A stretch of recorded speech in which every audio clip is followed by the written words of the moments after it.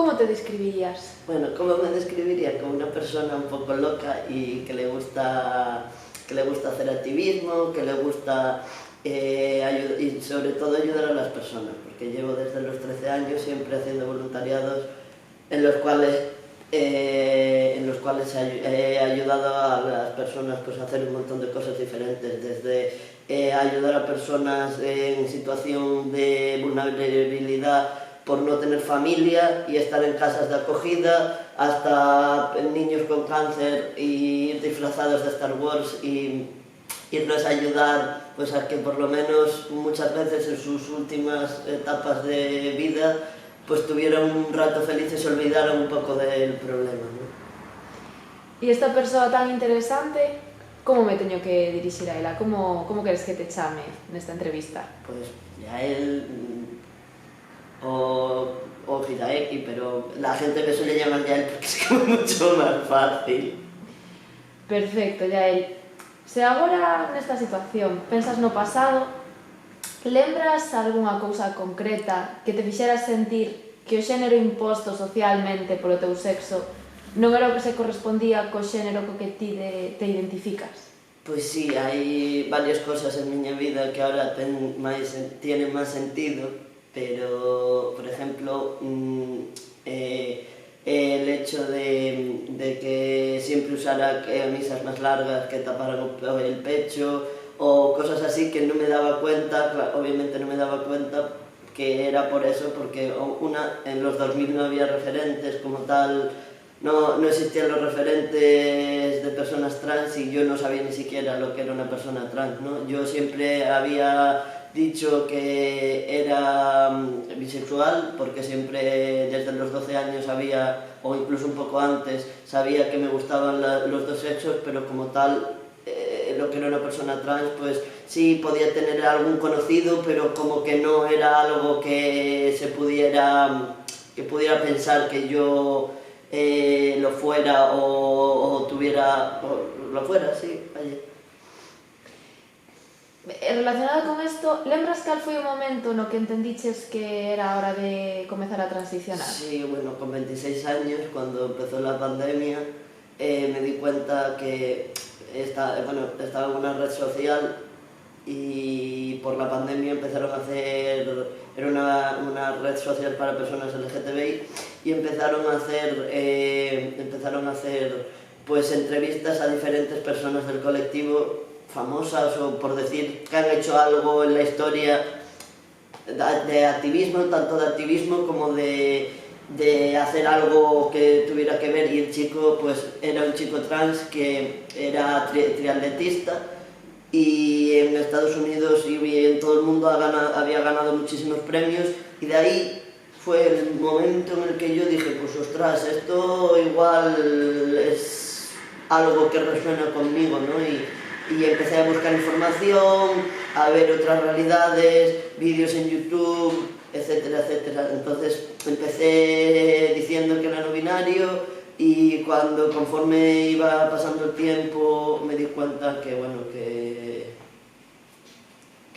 que solo era un chico trans y que era un chico trans.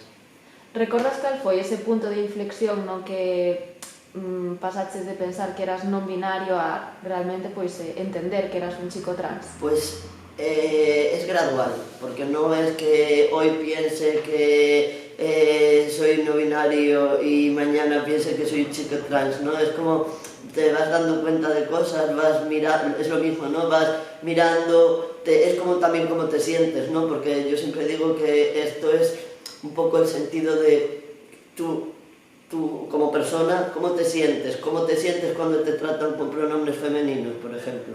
Ahora a mí ya me da un poco más igual que me traten con pronombres femeninos porque entendí que al final también es importante esto y creo que es importante decirlo, usar los pronombres femeninos ayuda también un poco a incluir a todo el mundo, porque al final estamos hablando en femenino, pero ¿qué más da? ¿No? Un femenino, masculino, neutro, al final para mí eso pues como que no como que no tiene sentido una cosa con la otra, ¿sabes? Que da igual, que a mí me gusta que me traten con pronombres masculinos, es una cosa, pero cuando se habla, por ejemplo, cuando hablamos todos, pues ¿por qué no usar pronombres femeninos cuando estamos todos? Y non sei se me expliquei. Sí, totalmente, Yael. E como foron as reaccións das persoas da túa contorna cando te abriches, digamos? Fueron maravillosos, todos. A menos una persona, el resto, uno ya cuando me senté con él y se lo dijo, me dijo, ay, yo ya lo sabía, o mis amigos, yo te voy a querer igual porque sigues siendo tú. O sea, yo me siento muy afortunado de mi familia, mis amigos, mi entorno en general, pues ha sabido aceptar, y no aceptar porque no es la palabra, sino ha sabido decir, da igual, ¿no? Porque al final la palabra aceptar es un poco fea, ¿no? Es a saber darse cuenta que yo, aunque cambie, sigo siendo la misma persona, ¿no? Aunque cambie, me refiero, mi cara, tener más barba, quitarme el pecho, al final todo cambia, no cambia, quiero decir, no hay un cambio sustancial en la persona, el corazón y lo de dentro sigue siendo lo mismo, ¿no? Non cambiarías nada, entón, en canto a ese acompañamento que... A ver, cambiaría cosas, sí que cambiaría cosas porque mi madre al principio, mamá, lo siento, pero se tiene que contar, mi madre por desconocimiento y por miedo, lo primero que me dijo, cuando se lo dije que, por ejemplo, que iba a empezar a tomar hormonas era, consulté con el médico y te vas a morir joven. Sí, eso hace 50 años, es verdad que pasaba, porque no nos vamos a negar, no había la información que hay hoy, no había los controles que hay hoy, no había ni personas que supieran del tema como las hay hoy, entonces obviamente hace 50 años la gente se moría más joven, y es verdad. O por ejemplo, ahora hay una operación que se llama estereotomía, que es para remover todo lo que es ovarios. Antes te la quitaban directamente, te decían, no, lo tienes que quitar, y ahora se ha descubierto que obviamente, bueno, esto debería de ser por lógica, pero antes no se sabía, que te quitan todos los ovarios, y obviamente si tú por lo que fuera tienes que dejar de tomar hormonas, no tienes una cosa que te genere una hormona, sea masculina o femenina, da igual. ¿Qué pasa con esto? Esto genera un montón de enfermedades como osteoporosis, rotura de huesos, obviamente por la misma osteoporosis, rotura de huesos, y un montón de infinidades de enfermedades que luego se vio que lógicamente eso, a no ser que se genere algún tipo de cáncer o algún tipo de bulto que haya que quitar por lo que fuera, pues obviamente recomendan no quitar nada. Yo se lo dije a mi doctora, por ejemplo, y mi doctora me dijo, no, hasta que no sea necesario, por lo que fuera, o no sea necesario por lo que fuera, o no fuera que por desgracia se genere un cáncer, que puede pasar, que no lo creo, pero hay una posibilidad ahí de que pueda haber un cáncer, pues no hay por qué tocar nada. De hecho, me fui hace poco a hacer una exploración. La doctora me dijo, está todo perfecto, no te tienes que preocupar por nada, porque al final yo también me preocupo, ¿no? Porque digo, joder, es que esto no es una broma, ¿no? Al final es un medicamento también fuerte, las hormonas es un medicamento que no es cualquier cosa, y hay que tener un seguimiento médico. Yo, por ejemplo, ahora que llevo casi 2 años, las pruebas son cada 3 meses, y cuando son los 6 años, no sé, no estoy seguro ahora cuál es cada año, ya. Entonces, pero obviamente hay que tener un control, ¿no? Bueno, ya nos falaches un pouco cal foi a reacción da túa contorna, como ese seguimento médico. E a nivel burocrático, que supuxo? E que supón? Eso yo creo que es lo peor. Mira, ahora me voy a operar, espero pronto. De hecho, me volvieron a llamar y tuve que volver a cambiar porque no había manera de irme. Y ahora, por ejemplo, ahora con el problema que hay de todas las huelgas de los juzgados y de las personas de jurisdicción, yo este año no me cambio el nombre, ya me río porque no va a pasar. Este año eso no va a pasar, tenía la esperanza de podérmelo cambiar y no, desgraciadamente, por suerte o por no suerte, no va a poder ser. O sea, al final te ponen siempre muchas trabas y sobre todo también, esto lo quiero reivindicar aquí porque me parece súper importante a nivel médico, en cualquier sitio. En Canarias quizás menos, pero también los profesionales no tienen una cualificación para atender a personas trans. Para mí sería de vital importancia que a nivel de España, en toda España, se dieran cursos para atender a las personas trans, porque al final falta conocimiento y si no hay conocimiento no se puede atender a las personas bien, ¿no? Yo, bueno, tengo un par de historias graciosas que podría contar, una hace no mucho, de un médico que empezó a hablar conmigo y yo, como tengo tan naturalizado, lógicamente la transición es para mí algo tan normal, que fue muy gracioso porque el mismo médico, aunque la primera vez usó la palabra transición para referirse a mi transición, en un segundo momento me preguntó por algo y me dijo transformación. Y yo, señor, transformación, no, transición, ¿no?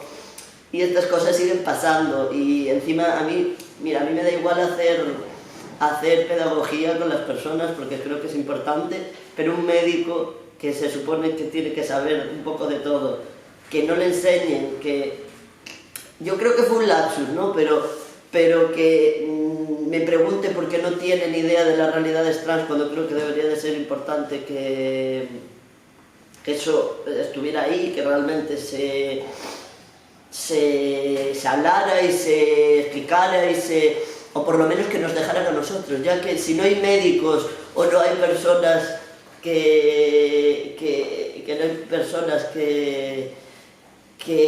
quieran médicamente hablando hacer ninguna charla, pues que nos dejen a nosotros ir a los centros de salud y hablar con los médicos sobre nuestra realidad, ¿no? Porque al final pienso que la mejor explicación es la realidad de la persona que la vive, ¿no? Claro, e relacionado un pouco con eso, entón, Yael, como crees que poderíamos, como sociedade, loitar para superar esta transfobia que aínda se vive? Hombre, la información es poder. Cuanta más información tengamos, yo creo que es realmente la manera de explicar, hacer actividades donde podamos hablar con personas pues igual cis-hetero que no hayan tocado la realidad trans, que al final también la idea ir a los colegios, ir a tener la visibilidad, ¿no? De decir, estamos aquí, existimos y resistimos, ¿no? Y también yo quería hacer una reflexión, que es la reflexión de que no solo somos nosotros las personas trans, sino que en el colectivo existen muchas más personas diversas que al final nos olvidamos un poco también de ellas, y quiero nombrar un poco las personas con discapacidad que pertenecen al colectivo, personas con autismo que también pertenecen al colectivo, personas lesbianas, gays, que al final todos pertenecemos al colectivo y somos diversos, diversas y diversas, y quiero recordar que no solo somos nosotros, que hay más personas que sufren y que tienen problemas de estructura en la sociedad porque no les entienden, o incluso también quiero hacer un pequeño a las personas con enfermedades de salud mental que también pertenecen al colectivo y están más que olvidadas, y de eso no se habla. Entonces creo que es importante recordar que no es que solo seamos nosotros, sino que hay una variedad de personas que necesitan ser escuchadas y ayudadas y comprendidas.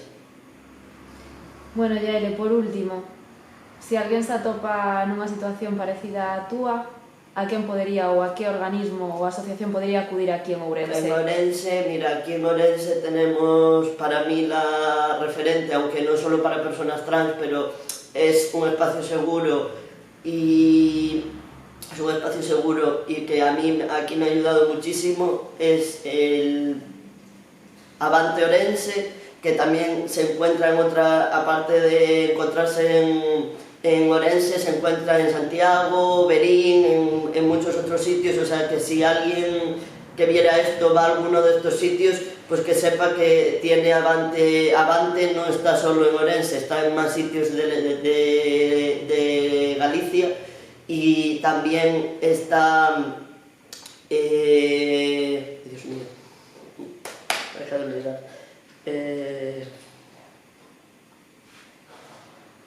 Bueno, y también quería que esto no tiene que ver exactamente con... no tiene que ver exactamente con las personas trans o con el colectivo, pero también quería hacer como que la gente lo sepa, que Apoyo Positivo, que es una entidad que lleva muchos años luchando contra las enfermedades de transmisión sexual, abrió un punto, una casa en Ourense, en la calle Habana, y lo podéis buscar como Apoyo Positivo, la casa Apoyo. Si buscáis en Apoyo Positivo vais a encontrar que se ha abierto una casa para el cribado de hepatitis C y VIH, que esto también es una cosa que me parece importante, no es porque seamos del colectivo, esto le puede pasar a cualquiera, que sepáis que también existe esa ayuda, que además es confidencial, es anónima, y que